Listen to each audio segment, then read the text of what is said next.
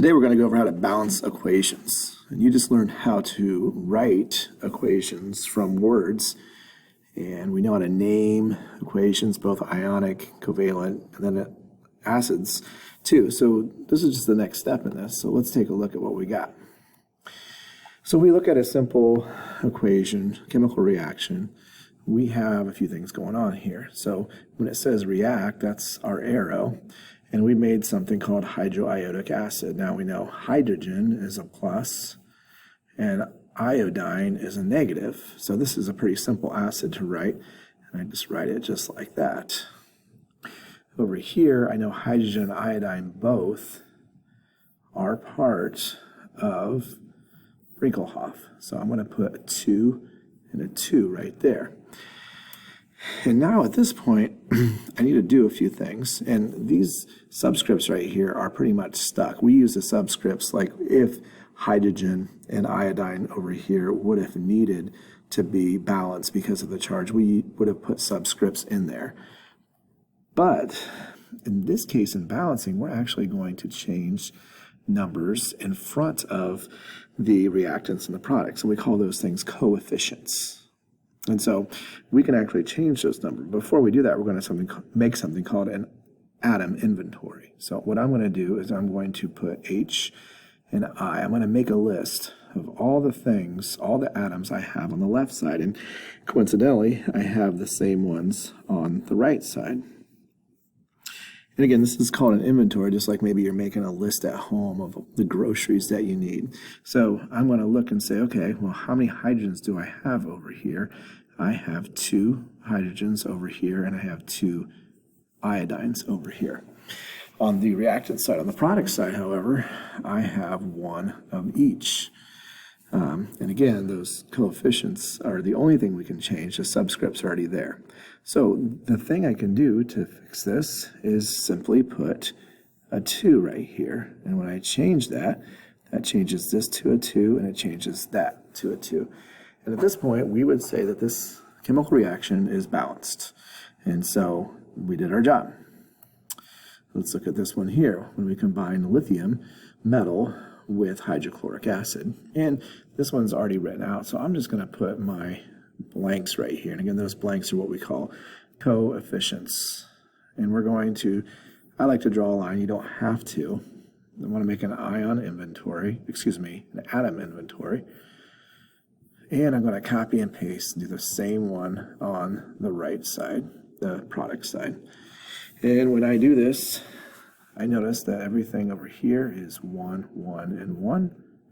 And lithium is 1, hydrogen is 2, and chlorine is 1.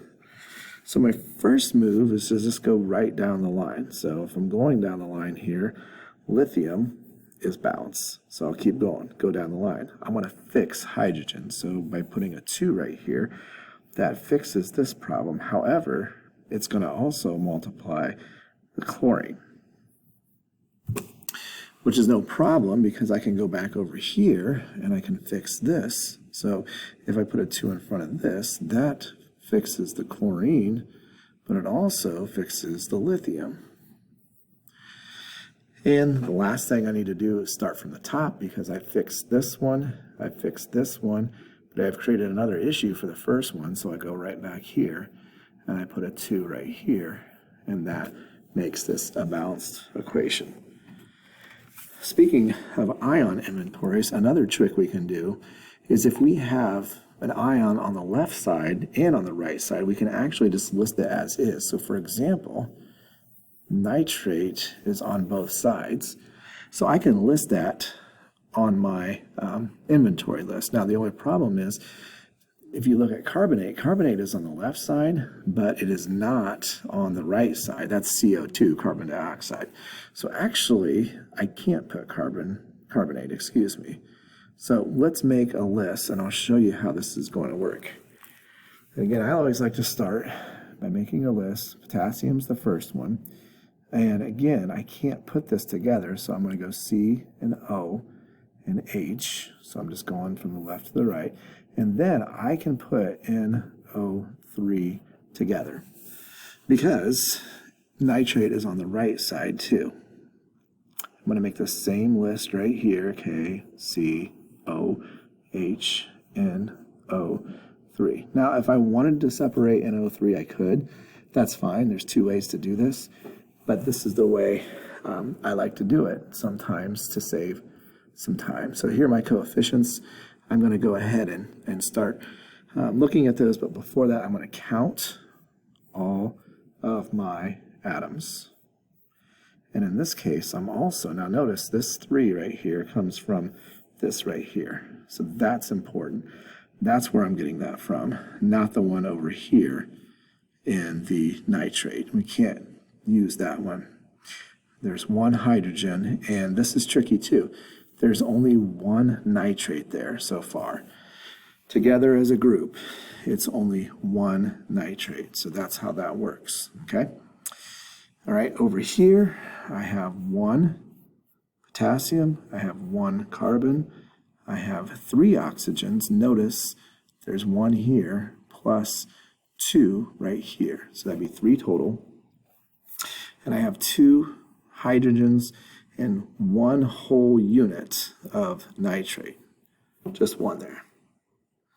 Again, I'm going to work my way from the top down. So I'm going to start with potassium. I'm going to put a 2 right here. And when I do that, that changes this to a 2, but it also multiplies and makes this 2. Okay? Keep going down. My carbons are good. My oxygens are good. My hydrogen is not good. There's 1 here and there's 2 here. So I'm going to double this right here. When I do that, that changes this to 2, but it also changes this to 2. I can do a quick check. Everything's good and balanced. So there's a lot of ways to do this, but I always suggest being organized, making a list, make the same list on the left and on the right. It's a lot easier to follow. And then keeping track. Every time you change a number up here, make sure you change the numbers down here. Work your way from the top and go down. If you fix one problem and make another problem, start all the way up on the top and work your way down again. The best way to learn this is definitely a lot of practice and staying organized. And even though I've done this for a long time, I always find it best to do those steps, even though I've done a few. So we're going to let you do a few and practice and see how good you are, because this is an important step in chemistry.